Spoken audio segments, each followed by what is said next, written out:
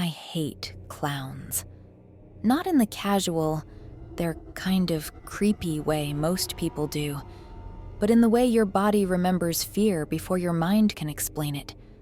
That fear didn't come from movies or haunted houses. It came from my 14th birthday.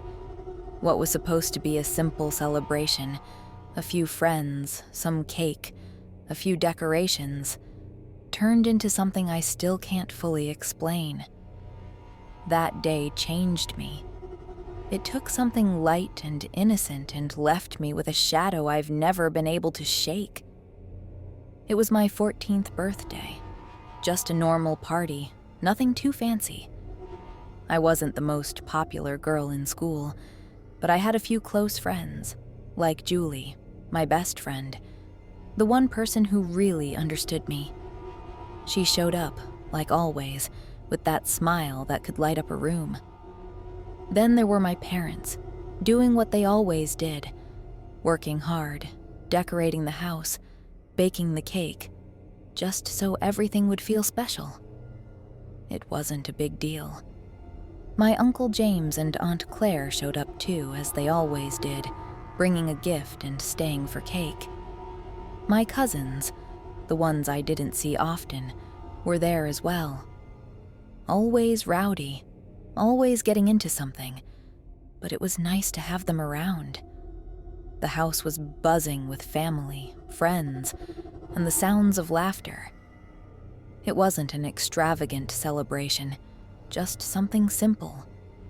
The kind of party that felt just right. Despite everything, my parents always made sure I had a nice birthday. The house was filled with balloons and streamers, and the cake was homemade. Nothing over the top, just perfect in its own way. The music played, the games were fun, and everyone was enjoying themselves. Then there was Julie's gift. She knew me better than anyone. She gave me a sketchbook I'd been wanting for months, along with a set of colored pencils. She knew how much I loved to draw, and I couldn't have asked for anything better. It was the perfect gift, something that made me feel seen and understood. And then came the clown. A last-minute surprise from my parents, though I didn't mind. Clowns weren't something I loved, but I had nothing against them either. But this one, he was different. His painted smile was unnervingly wide, stretched too thin across his face, the edges starting to smudge as if it had been painted on in a hurry. His eyes were dark and tired, rimmed with smudged makeup that made them look too hollow, too focused, never blinking, never soft. His shoes squeaked with every step, a sharp, grating sound that seemed to echo, and his bright red balloons bobbed in the air like they were waiting for something. There was nothing innocent about him, and the longer I watched, the more I felt it. The other kids were all caught up in his magic tricks, dances, and jokes, laughing and clapping along. But as he performed, I couldn't shake the growing sense of unease. Every time the other kids weren't looking, I'd catch him staring at my legs. His gaze would linger, cold and calculating, making me feel exposed and self-conscious. It wasn't playful. It felt wrong, like he was studying me in a way that made my skin crawl. I tried to convince myself I was imagining it, but the longer I watched, the clearer it became. Something about him wasn't right. The party quieted for a moment as the kids went inside for cake. I was talking to Julie when I saw the clown standing off to the side of the house, away from the rest of the party. At first, I thought maybe he was just taking a break, but then I saw him pull out a flask. He unscrewed the cap and took a long swig, his eyes darting around, making sure no one saw. I didn't know what was in the flask, but I could only assume it was alcohol. Something felt off. He wasn't acting like an entertainer. He was just standing there, isolated. And then, he saw me.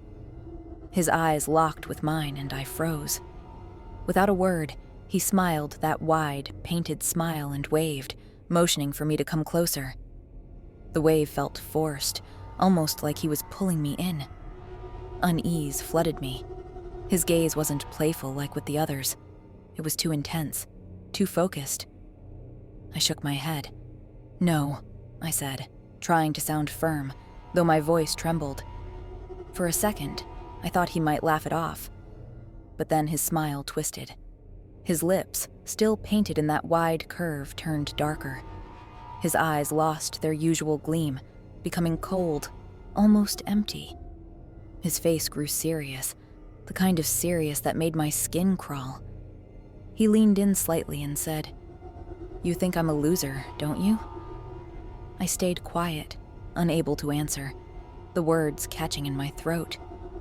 Without breaking eye contact, he stared at me, unyielding. It felt suffocating, like I was the only one in the world. I couldn't look away. I don't know why, but I just couldn't. I didn't know what to do. My body reacted before I could think. I backed away, slowly at first, then turned and ran. I ran back inside the house, heart pounding, mind screaming that something was wrong. But I couldn't make sense of it. The rest of the party went on like nothing had happened. Everyone was laughing, eating, playing games. The clown returned to his act, dancing, making balloon animals, cracking jokes, like he hadn't just said something that made my blood run cold.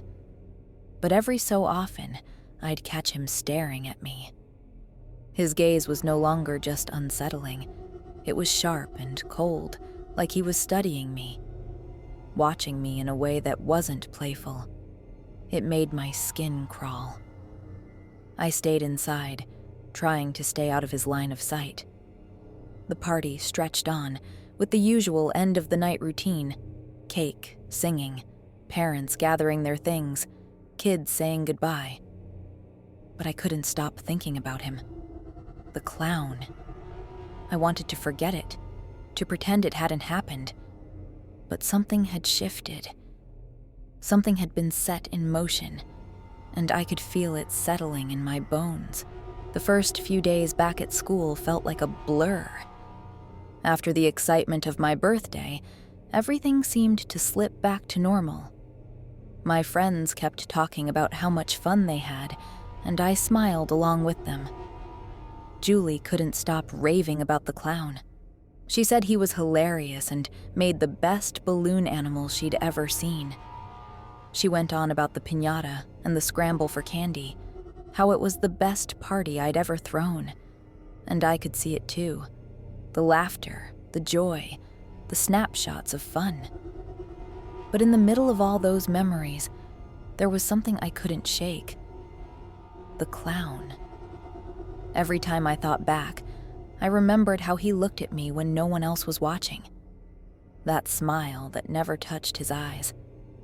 Julie kept saying how cool he was, but all I could remember was the dread crawling through me every time I caught his gaze.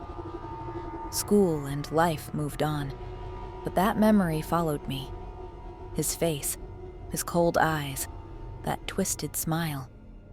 No matter how hard I tried to ignore it, he was always there, just behind my thoughts. It was a Wednesday night, just a normal school night. I finished my homework, brushed my teeth, got into bed. Nothing felt off, at first. But sometime in the night, I woke up. The air felt colder, like something in the room had shifted. Half asleep, I reached for my blanket but froze when I saw it. Flashes. Quick bursts of light, flickering in the dark. My first thought was lightning, but it wasn't storming. I sat up, groggy, confused, and turned toward the window. That's when I saw him. The clown. He was in my room, standing in the corner, half shrouded in moonlight. His mask gleamed, reflecting just enough light to make his face look wrong. Too still, too shiny. His eyes were locked on mine, cold, empty, and that smile. God, that smile.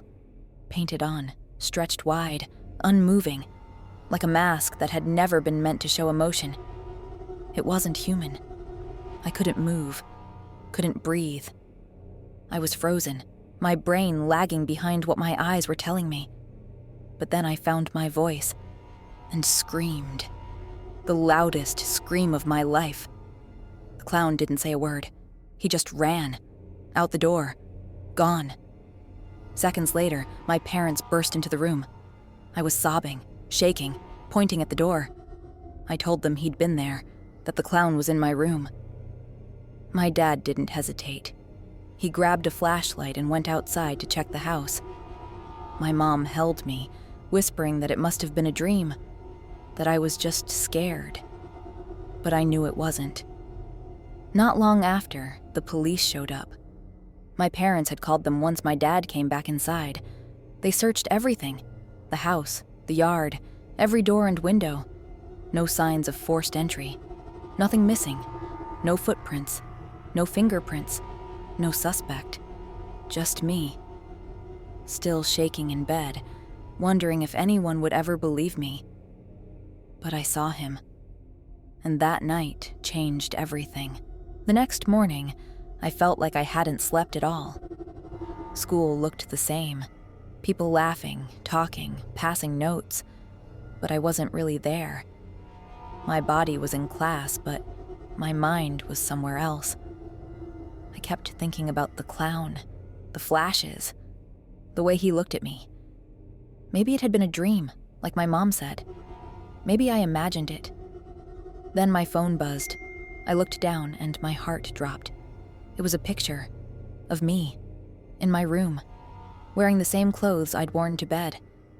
I was lying there, half asleep, just like I remembered, the moment before I saw him. And then came the message. Say nothing. I'll know if you do. If you tell anyone, everyone will see these. My hands were shaking. I couldn't breathe. It wasn't a dream. It happened. And now, he was watching me. There was another line beneath the photo. Wait for instructions later today. That's when the fear really set in. This wasn't a prank. This wasn't someone just being creepy. He had been in my room. He had pictures. He knew where I was. And I had no idea who he was. The rest of the day, I tried to act normal. I smiled when I needed to, tried to keep my hands from shaking. But inside, I was falling apart. Julie noticed right away. She looked at me across the lunch table, head tilted like she was trying to read a secret on my face. "You okay?" she asked. "You've been quiet all day." I wanted to tell her. I almost did. I wanted to show her the picture, the message, everything. To prove I wasn't just being dramatic, that I was scared. But I remembered the warning. I'll know if you do.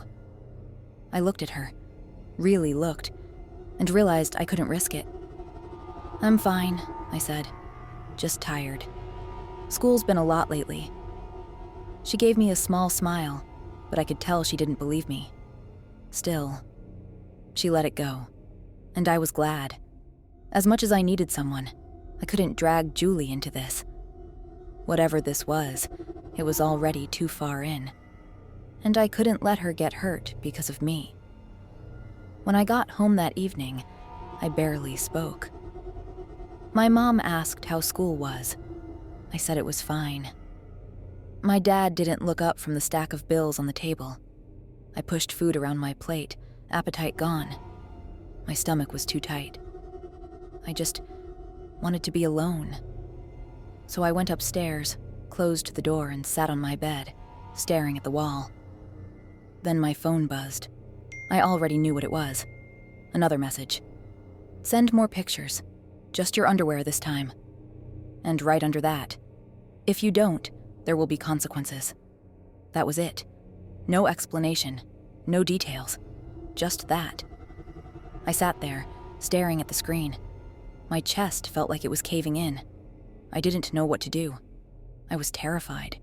Consequences. What did that mean? What else did he have? What else could he do? I wanted to tell someone. I wanted help. but the threat from before still echoed in my mind. "I'll know if you tell anyone." I was trapped, and more than anything, I felt completely alone. I lost it. As soon as I read that message, I completely broke down. My hands were shaking, my heart was pounding, and my thoughts were racing so fast I could barely think straight. I tried everything. I copied the number and searched it online. Nothing. No name, no info. Just an untraceable number. A dead end. I tore apart my room looking for anything that could explain how they were watching me. I checked behind the mirror, under the bed, in the vent, even inside the light fixture. No cameras, no wires, nothing. It didn't make sense. How did they see me? How did they know when I was alone? I sat on my bed, clutching my phone like it was about to explode. I didn't know who to turn to. My parents? Julie? The police? Every voice in my head was screaming at once, but then my phone buzzed again. Another message. "You have 30 minutes before I leak the pictures." 30 minutes. My throat tightened. My whole body went cold. I looked at the clock. It was already past midnight. The house was quiet. Everyone was asleep. But I couldn't move. I couldn't breathe. I just sat there, staring at the screen, counting every second. I was completely alone. And I was running out of time. I didn't want to do it. I kept telling myself there had to be another way. Maybe I could call someone. Maybe it was a bluff. Maybe if I just ignored it, it would stop. But deep down, I knew it wouldn't. I thought about my friends, about school, about my parents, about what would happen if those pictures got out, what they'd think of me, what they'd say. I couldn't let that happen. So, I gave in. With tears in my eyes and my hands trembling, I set my phone on the dresser and tried to cover myself as much as I could. I felt sick to my stomach, like something inside me was breaking. I took the photos. I stared at them for a long time, hating every second.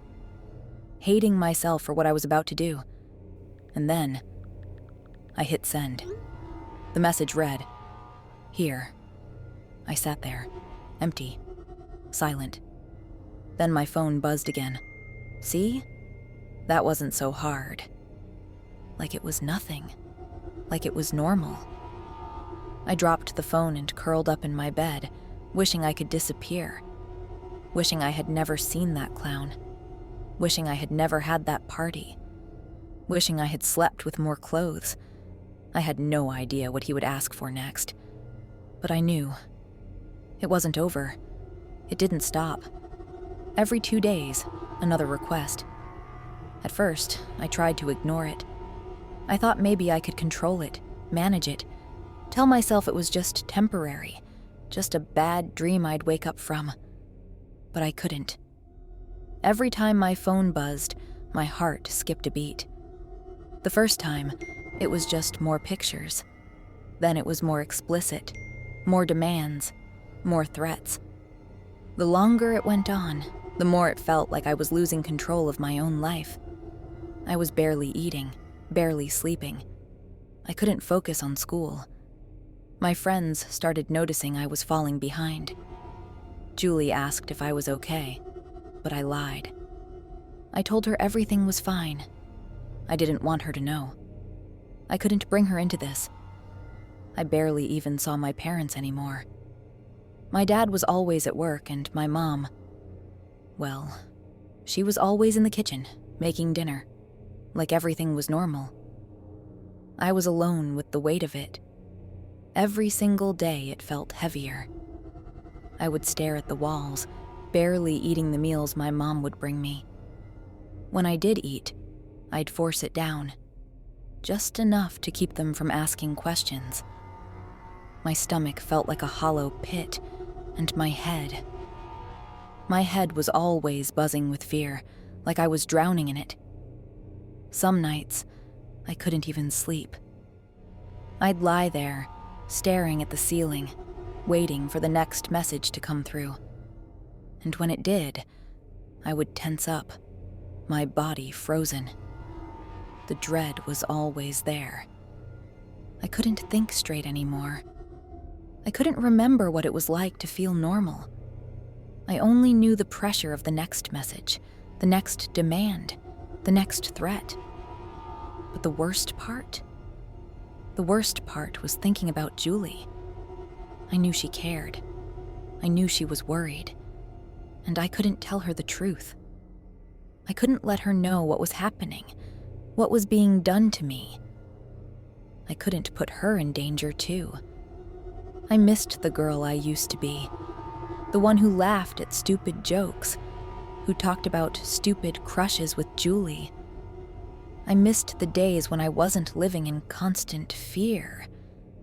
But that was gone now, and deep down, I knew it wouldn't stop until I gave them everything.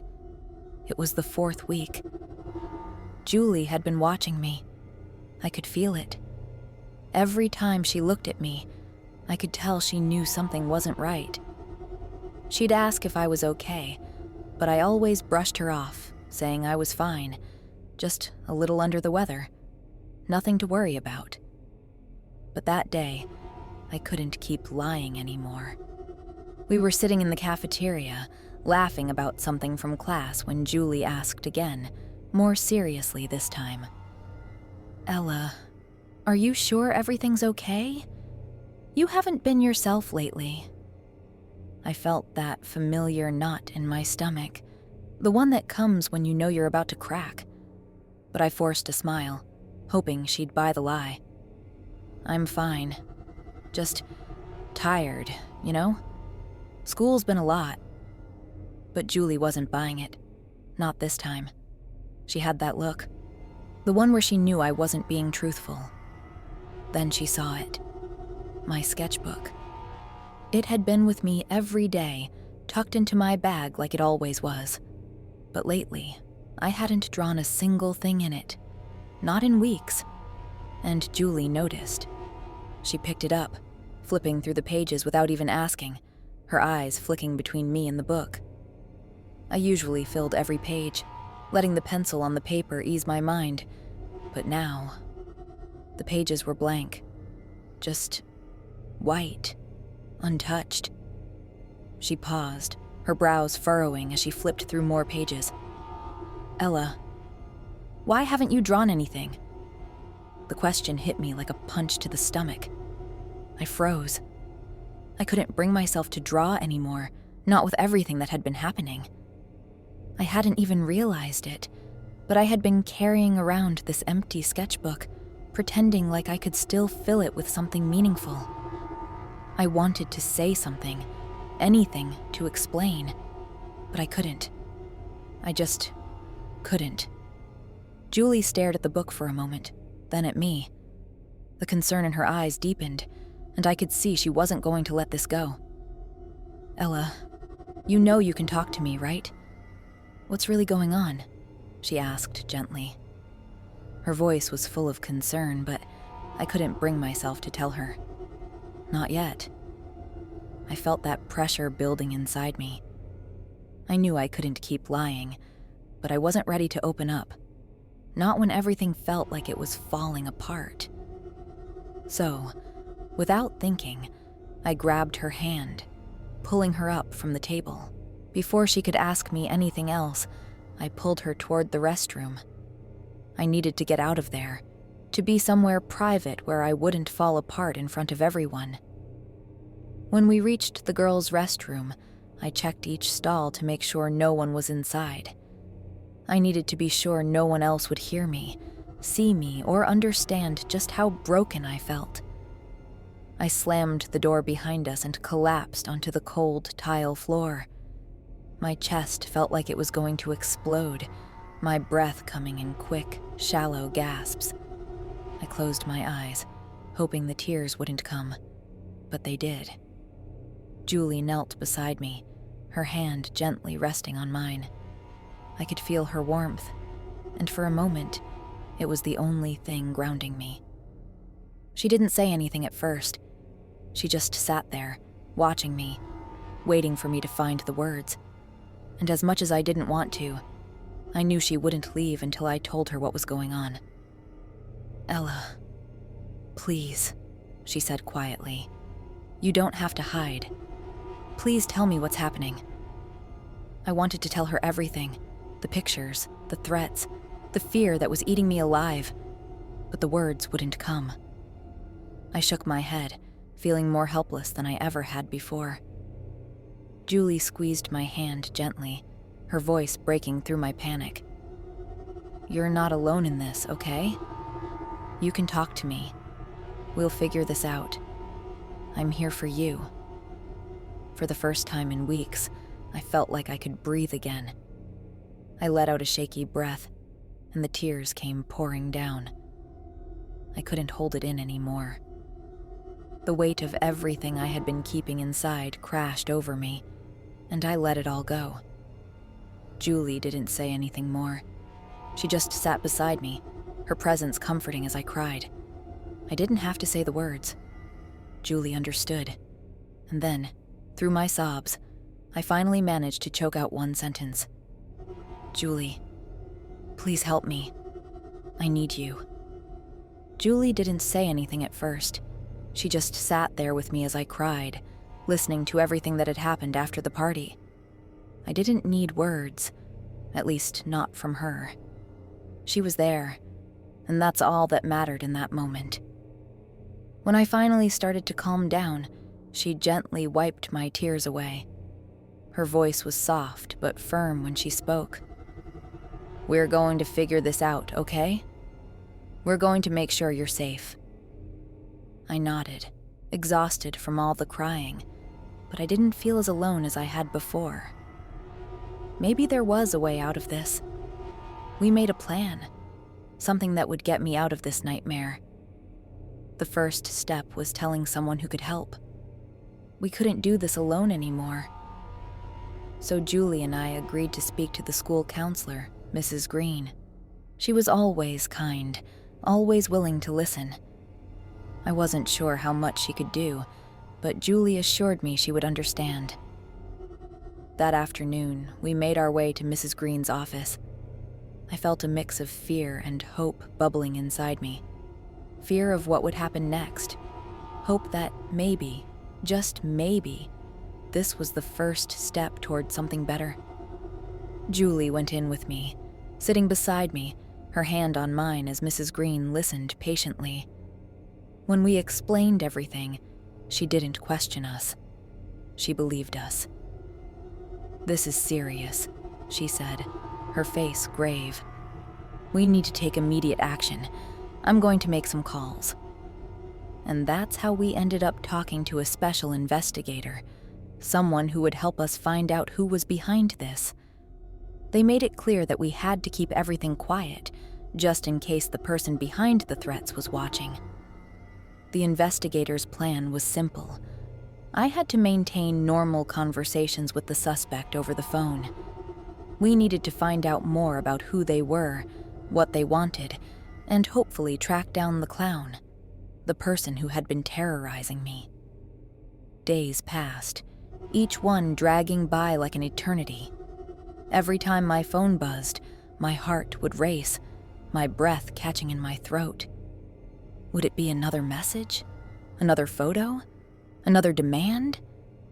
I spent my days going through the motions at school, pretending everything was okay, even as the weight of the situation hung over me.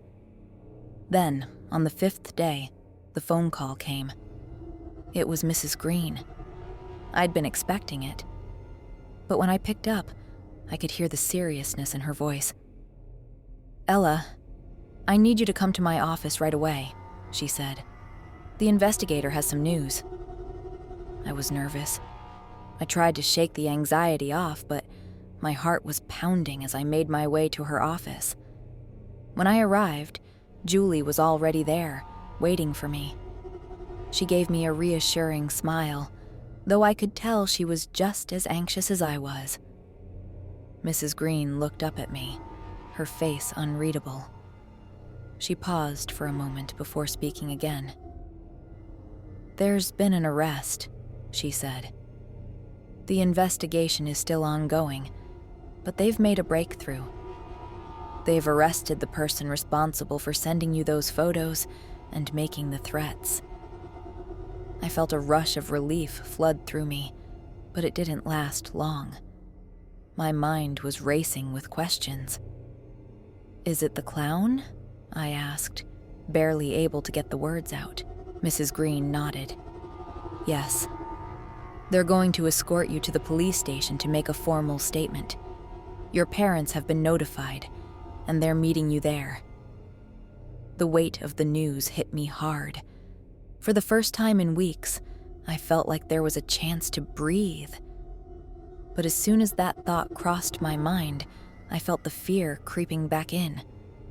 The clown, the person who had been tormenting me, it was all about to come to an end. But would it really be over? Julie held my hand tightly as Mrs. Green called for the school resource officer to escort us to the police station. My heart was still racing, but there was a small part of me that felt a sense of justice, that maybe, just maybe, I wouldn't have to live in fear anymore. We left the school and headed to the station, where my parents were already waiting for us. I felt their concern, their love, but also the weight of everything that had happened. I was about to come face to face with the person who had been hiding behind that creepy mask all along. The room felt small as we entered the police station, and I could hardly breathe. The hallways seemed to stretch on forever, but everything else was blurry, except for the room ahead. Officer Peterson, the investigator, explained that behind the one-way mirror, we would be able to see the suspect, but they wouldn't be able to see us. I had to prepare myself. This was the moment. The man who had tormented me for weeks, the one behind the messages and photos, would finally be exposed. I thought I was ready, but as I stood there, my heart pounded in my chest. The door opened, and I froze. My stomach churned as the man walked in. He was tall, broad-shouldered, and looked like an ordinary guy, but something about him made my skin crawl. He was handcuffed, escorted by officers, and kept his head down as he entered the room. I stared, trying to place him. At first, I couldn't recognize him. He looked so different from the clown at my birthday party. But then something clicked. The way he walked, the way he held his head, the way his eyes avoided mine. It was my uncle. The clown at my party? He had been just an ordinary guy, doing his job, performing tricks, entertaining the kids, they said. Yes, he had made me uncomfortable, but he had nothing to do with what happened afterward. He was just the clown, hired for the party, doing what he was supposed to do. But my uncle, he had been the one behind the blackmail, the one who had sent me those photos, the one who had controlled everything from behind the scenes. My uncle had hired the clown as a distraction, to make it seem like someone else was behind the strange behavior. He had planned it all, using the clown's mask to cover his tracks. I could feel my stomach twist. My uncle. How had I not seen it? The man I had trusted, who had been part of my family for years, was the one who had been tormenting me, the one who had sent those disgusting messages. The officer in the room turned to me, his voice gentle. "Ella, are you okay?" But I couldn't answer. My mind was racing. My uncle, the one I had thought I could trust, had been behind all of it. And standing there, face to face with him, I realized how much of a lie everything had been. I looked at my dad, who was standing behind me. His face was pale, eyes wide. "How could this be?" he whispered. Officer Peterson spoke again. "He's been arrested. He won't be able to hurt you anymore." But those words didn't feel like relief. I felt numb. The clown had been innocent. He was just a performer. But my uncle, he was the one who had planned everything, hiding behind the mask and using it to cover his tracks. It wasn't over yet, but at least now, I knew who the real monster was. We waited in the lobby to finish the last bit of paperwork. I sat between my mom and dad, still trying to process everything. My uncle, the man who had been at my birthday, who had smiled like nothing was wrong, was the one behind it all.